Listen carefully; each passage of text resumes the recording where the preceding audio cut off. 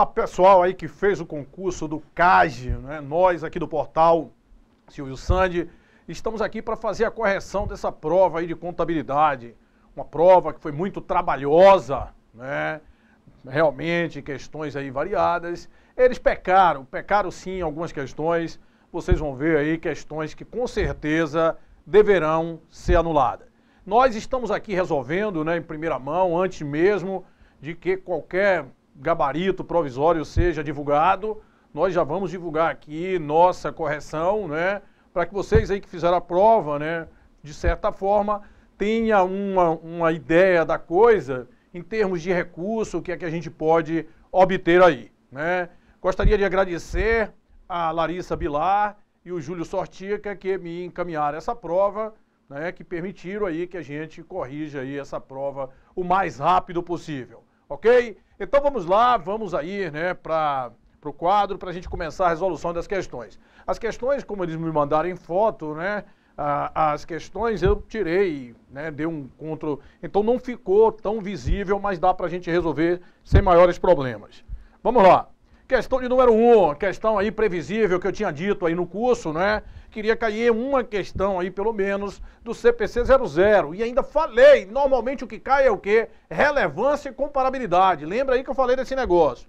As características qualitativas fundamentais da informação contábil são relevância e representação fidedigna. Com relação à relevância, só lembrando, é a informação que faz a diferença, né? É correto afirmar.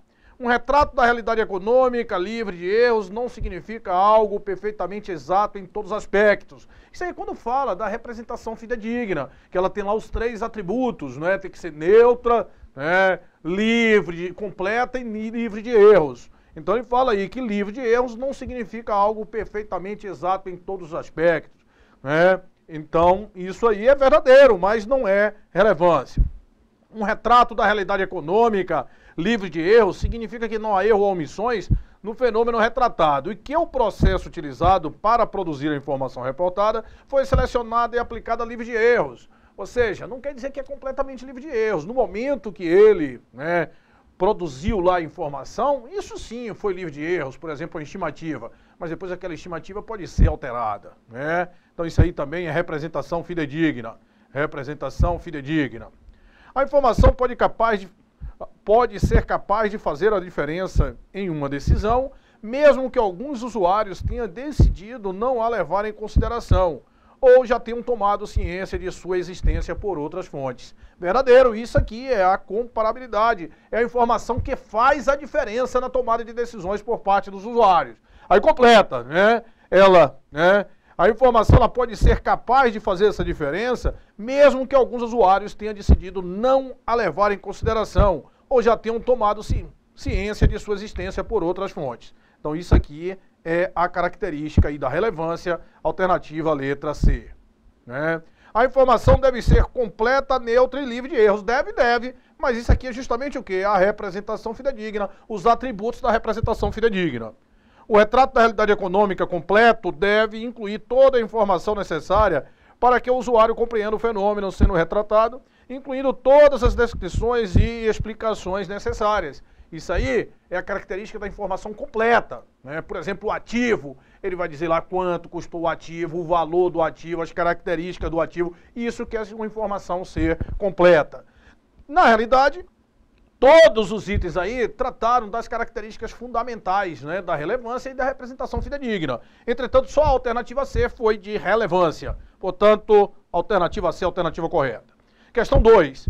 Com relação aos princípios contábeis, é correto afirmar que, vamos lá, o princípio da continuidade pressupõe que a entidade, ele fala, encerrará. Princípio da continuidade pressupõe que a entidade o quê? Continuará suas atividades operacionais no futuro.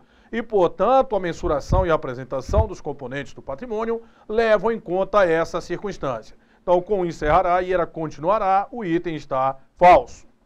O princípio da oportunidade refere-se ao processo de mensuração e apresentação dos componentes patrimoniais para produzir informações íntegras e tempestivas. Isso mesmo, o princípio da oportunidade, né? Refere ao processo de mensuração e apresentação para produzir informações íntegras e tempestivas.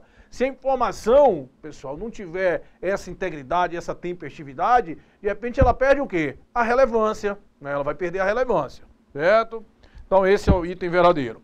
O princípio do registro pelo valor original determina que os componentes do ativo devem ser inicialmente registrados pelos valores originais das transações expressos em moeda nacional. Eu não gosto muito dessa banca que fica trocando palavras, não, né? Isso aqui está errado, porque ele trocou uma palavra, mas essa palavra trocada não faz com que esse item fique completamente errado. Porque o correto, a íntegra desse princípio, fala o seguinte: o princípio do registro pelo valor original determina que os componentes do patrimônio deve ser inicialmente registrado pelos valores originais das transações expressas em moeda nacional. Mas o ativo compõe um patrimônio, então os elementos do ativo também devem ser desse jeito, certo? Mas não é a íntegra do artigo que trata do registro pelo valor original, portanto, né, falso, e a gente já tinha alternativa correta aí também. Mas eu acho isso uma puta de uma sacanagem. O princípio da competência determina que os efeitos das transações dos outros eventos sejam reconhecidos nos períodos a que se referem, levando-se em conta seu recebimento ou pagamento. Falso, né, de acordo com o fato gerador, independente de recebimento ou pagamento, portanto falso. O princípio da prudência determina a adoção do menor valor para os componentes do passivo, né? Do maior valor para os componentes do passivo e do menor para o ativo. Ele tem que ser o quê? Prudente nessa análise. Portanto, falso. Alternativa correta, letra B de bola. Vamos lá. Questão 3. O patrimônio da empresa Tulipa Limitada é constituído em milhões de reais, conforme demonstrado a seguir. Olha bem, com base, né, no balanço patrimonial detalhado anteriormente, é correto afirmar que, pegou aqui, comeu aqui um pouquinho as questões, as alternativas, mas vamos lá, né? Ele fala aí, os capitais de terceiro totalizam 90. O que são capital de terceiro? É a parte do passivo real, né? É isso aqui, ele está dizendo que totaliza 900. Não totaliza 900 nada, totaliza quanto? Totaliza 2.000, porque duplicata descontada, conforme eu falei, é passivo. Então, 2.000, né? Falso. Os capitais próprios totalizam 3.500. Capitais próprios está aqui, ó. 3.120 com 380, portanto, 3.500. O item B é um item verdadeiro. Aí vem lá, as origens totalizam 3.320. Falso, origem é o quê? É tudo capital de terceiro mais capital próprio. Então seria 2.000 mais 3.500, daria um total de 5.500, certo? Cara, duas aqui deve ser valor do ativo, né? 5.400, valor das aplicações, que é igual ativo, sem problema aí. Mas a gente já, né, com essas aí, a gente já tem a alternativa correta, que é a letra B de bola. Próximo aí. Conforme a NBC-T G01, redução ao valor recuperável de ativos, a evidência proveniente de relatório interno que indique que um ativo pode ter sido desvalorizado inclui a existência de, né, pode ser de evidências externas ou de evidências internas. Você pode ter um relatório interno que diga que aquele ativo esteja, né, subavaliado, ele esteja desvalorizado, perdão, né? Aí vem aí, são todas exceto. Isso está lá nesse CPC 01, que tem 4 itens. Eles colocam os 4 itens verdadeiros mais um item falso. Que se você fosse esperto, já dava logo para você marcar aqui um item. Porque um ele afirma uma coisa e no outro ele contradiz. Só tem um aí que ele faz isso. Fluxo de caixa para adquirir o ativo, necessidade de caixa subsequente para operar ou mantê-lo, que seja significativamente mais elevado do que o orçado. Ele orçou uma coisa e vai ser um valor maior. E isso faz com que ele fique desvalorizado. Verdadeiro. Fluxo de caixa líquidos realizados, lucros ou prejuízos operacionais gerados pelo ativo, que são significativamente, o que ele está gerando, o lucro que ele está gerando, está sendo significativamente pior do que ele orçou, pior do que ele imaginou. Então isso aí é o quê? É uma indicação de desvalorização, né? Portanto, verdadeiro. Queda significativa nos fluxos de caixa líquidos orçados ou no lucro operacional, ou aumento significativo no prejuízo gerado pelo ativo. Então, se ele está fazendo isso, é porque ele está o quê? Sendo desvalorizado. Prejuízos operacionais ou saída de caixas líquidas advinda do ativo, quando os números do período atual são agregados com números orçados para o futuro. Verdadeiro. Né? Ou seja, prejuízo advindo daquele ativo, né? Agora vem cá, letra E, fluxo de caixa líquidos realizados ou lucro ou prejuízos operacionais gerado pelo ativo que são significativamente melhores do que aqueles orçados. Ou seja, eles estão sendo melhores do que aquilo que você imaginou. E isso seria um indício de desvalorização? Não. Isso seria um indício de quê? De valorização. E se você olhar a alternativa E, comparando com a B, é só isso aqui que ele fala, piores e melhores. Então, se uma está verdadeira, a outra tem que estar falsa. Certo? Então é isso que eles fazem, coloca 4 alternativas, que é o texto lá, e coloca uma um pouquinho diferente para fazer a questão ficar errada. Portanto, a alternativa que ele pede é incorreta, é letra E. Vamos aí para o próximo, né? Dadas as seguintes informações, ele dá aí 3 empresas, empresa 1, aí eu peguei a prova já arriscada, empresa 2 e empresa 3, aí ele pergunta aí algumas coisas, né? Qual é a melhor situação líquida, qual é a pior situação líquida, vamos lá. Primeira empresa aí, essa empresa tem um ativo de quanto? Vamos ver aí o que é que tem ativo aí. Ativo, ativo, ativo, ativo, passivo, passivo, pagar, passivo, ativo e ativo. Então 4 mil com 2, 6 e 1, 7, 1, 8, 9. Então você vai ter um ativo aqui de 9 mil e um passivo de quanto? 2, 5, 7, 14. Então, nesse caso aqui, você tem um PL de quanto? De menos 5 mil, a empresa 1. A empresa 2, ela vai ter ativo, ativo, passivo, ativo, passivo e passivo. Vamos lá, 6, 7.500, 10.500 é o ativo, que ó, a pessoa fez certo, né? 10.500 é o ativo, e o passivo nós vamos ter 6 com 4.500, 10.500 também. Isso impacta em quanto de PL? Um PL igual a 0. Essa situação aqui é uma situação deficitária, essa aqui é uma situação nula. E essa aqui, a terceira, vamos ver aí, máquina, ativo, veículos ativo, passivo, ativo, passivo e aqui ativo. Passivo nós vamos ter aqui passivo de 46 mil, nesse caso 46 mil, e o ativo nós vamos ter ativo 31.500 com 13, né? 31 com 13, 44, 44.500 com 34.500, nós vamos ter 79 mil, 79 mil de ativo. Isso vai fazer com que tenha um PL de quanto? 79 menos 46, 33 mil. Ou seja, o PL, você, primeira empresa, você tem um PL negativo, segunda nula e terceiro um PL positivo. A empresa 1 e 2 possui situações líquidas superavitárias. Falso. Só quem tem situação superavitária é a terceira. Somente a empresa 2 possui uma situação líquida nula. Verdadeiro. Somente a situação 2 possui uma situação líquida nula. As empresas 1 e 3 possuem situação líquida negativa. A gente já viu que a 3 não, né? Impostos a compensar, ele tem um crédito, ele vai poder compensar isso aí em exercício futuro. As empresas 1, 2 e 3 não apresentam situação líquida alguma falsa. A empresa 3 possui a pior situação líquida deficitária, a gente já viu que também está falso, né? Portanto, a alternativa correta, letra B de bola. Vamos aí para o próximo, questão número 6. A respeito do balancete de verificação, é correto afirmar que, no balancete de verificação de 4 colunas, a soma dos débitos e créditos é sempre igual à soma dos saldos devedores e saldo credores.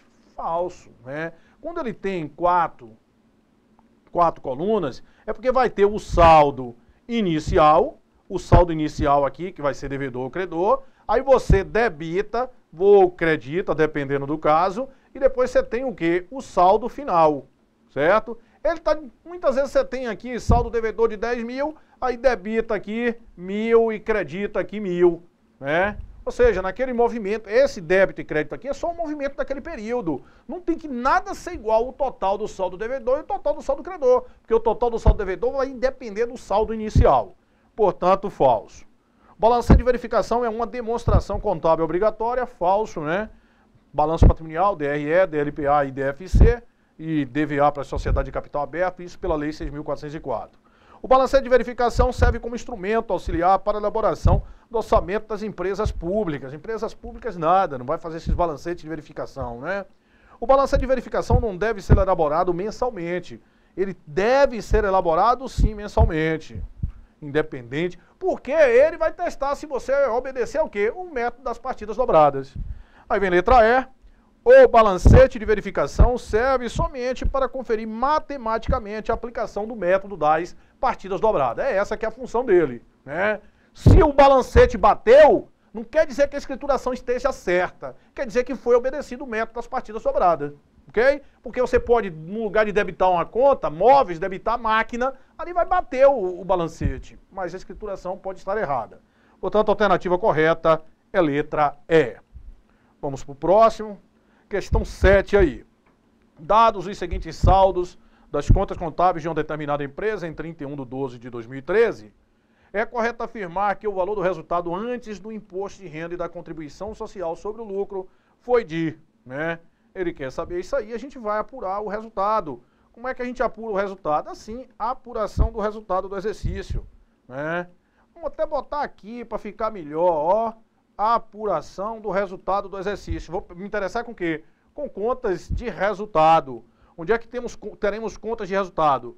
Aqui não, conta de resultado. Eu quero conta de resultado. Despesa de água, 230 de despesa de água. Ok. Aí vemos, conta de resultado. Venda à vista, 23 mil. Conta de resultado. Também CMV, 16.225. 16.225, CMV. Material de expediente, esse aqui é um problema, né? Material de expediente, vamos deixar ele aí. Vendas a prazo.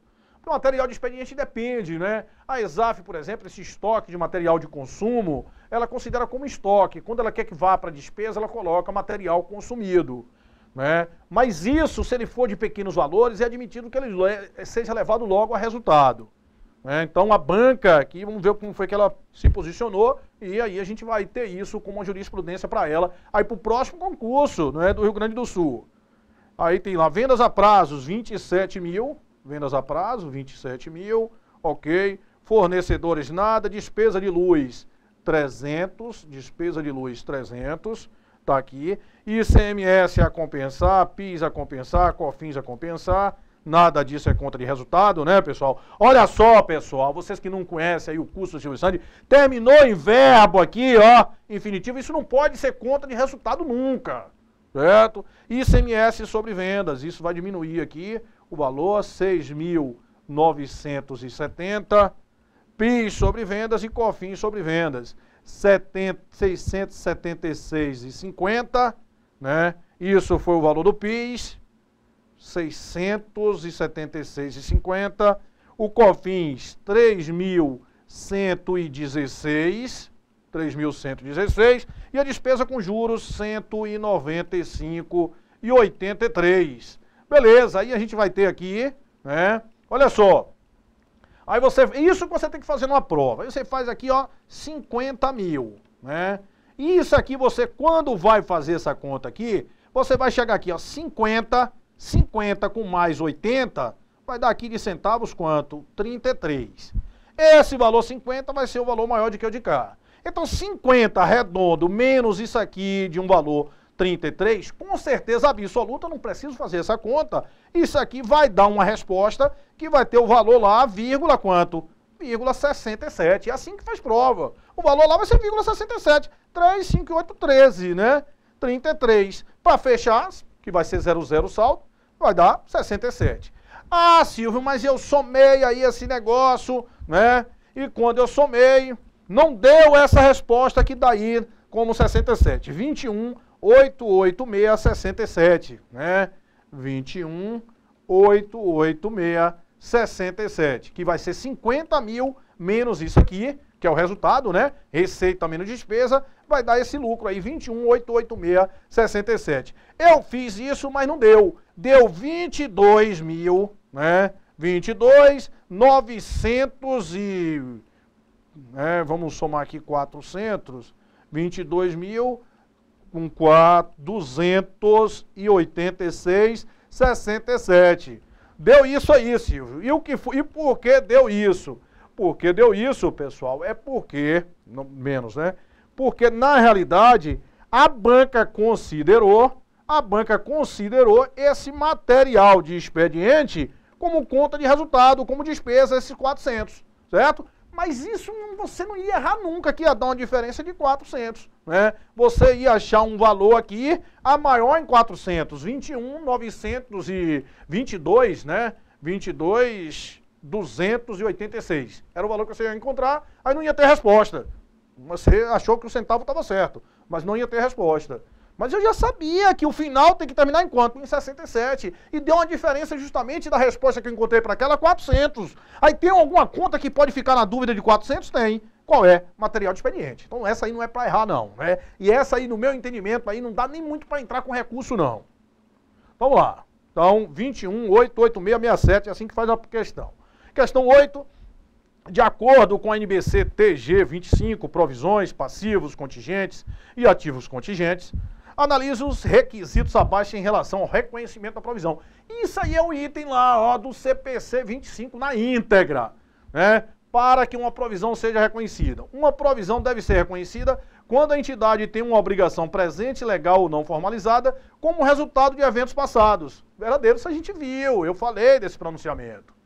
Uma provisão deve ser reconhecida quando for provável que será necessária uma saída de recursos que incorporam benefícios econômicos para liquidar a obrigação. Isso é o quê? Isso é verdadeiro. Uma provisão deve ser reconhecida quando possa ser feita uma estimativa confiável do valor da obrigação. Verdadeiro. Tudo aí está verdadeiro, né? Tudo aí está verdadeiro, portanto, a alternativa correta, a letra E, conforme falei, isso é o texto do pronunciamento do CPC 25. Vamos lá. Questão 9. A empresa comercial Irmãos Gervásio Limitada teve o seguinte fluxo de liquidação de receitas e despesas.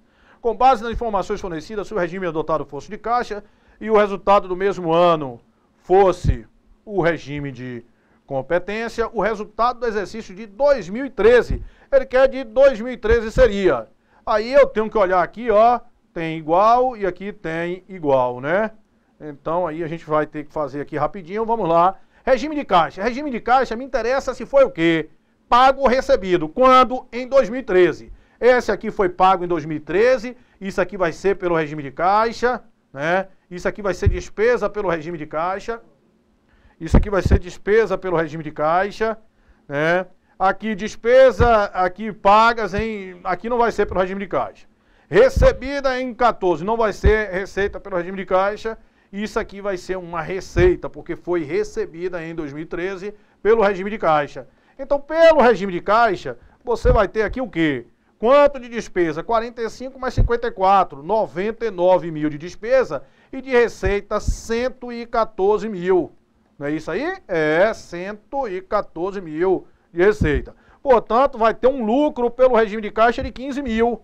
Lucro pelo regime de caixa, 15 mil, né? 45 com 54, 99.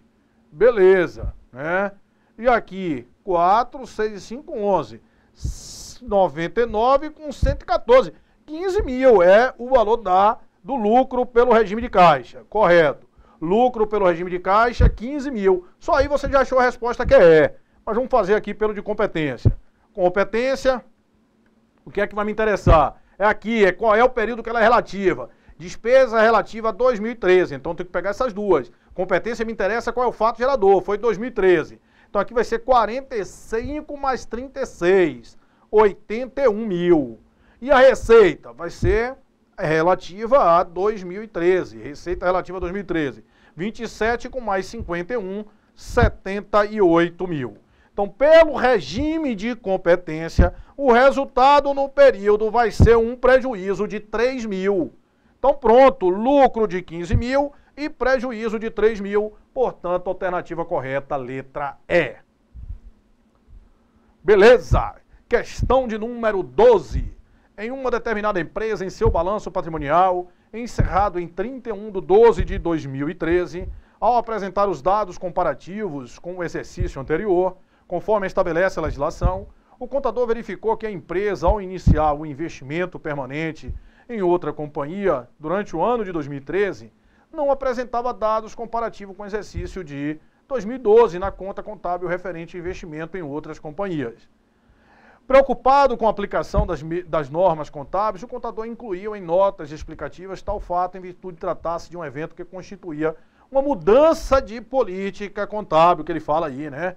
Em face do relato dessa situação, identifique. Olha só, ele comprou o investimento em 2013. Se ele comprou o investimento em 2013, é claro que esse investimento, como se for que comprou por 10 mil, é claro que esse investimento em 2012 ele não tinha saldo nenhum, se ele foi comprado em 2013. Não é isso aí que ele fala? Ao iniciar um investimento permanente em outra companhia, durante o ano de 2013, não apresentava saldo em 2012. Claro, houve uma aquisição de investimento, né? Isso aí, pessoal, né? Isso, primeira coisa, não é mudança de política contábil. Mudança de política contábil é mudança de regras, de princípios na divulgação das demonstrações contábeis. Não houve mudança nenhuma disso aí. Então, essa justificativa aqui está errada. Agora, ele divulgar isso aí em notas explicativas, pessoal, o que você divulga em notas explicativas são os investimentos relevantes. Ele não falou isso aí, que esse investimento era um investimento relevante. Né? Não falou. Ele falou que era um investimento o quê? Permanente. Né? Então, eles podem até querer que isso aí fosse uma coisa divulgada em nota explicativa, porque ele queria falar ali relevante e não falou. Né? Mas o que acontece por ele ter divulgado isso aí, ter aplicado mudança de política contábil, é que ele fez uma coisa indevidamente. O contador procedeu, né, indevidamente, pois tal fato não deveria ser informado em notas explicativas. Né? Notas explicativas, você vai botar ônus sobre ativo, né, taxa de juros de longo prazo, investimentos relevantes, né, informação, né, para esclarecer, informação que não divulgada em nenhuma outra parte das demonstrações contábeis. Tudo isso vem em nota explicativa. Mas especificamente isso aí, eu não vejo, né, lógica de você ter que colocar isso aí em nota explicativa como ele fez. Beleza? Então, o mais correto aí seria a letra B de bola. Questão de número 13. Essa questão de número 13, como vai dar um trabalhozinho mais, a gente dá um tempinho e volta aí depois do intervalo para resolvê-la. Até já!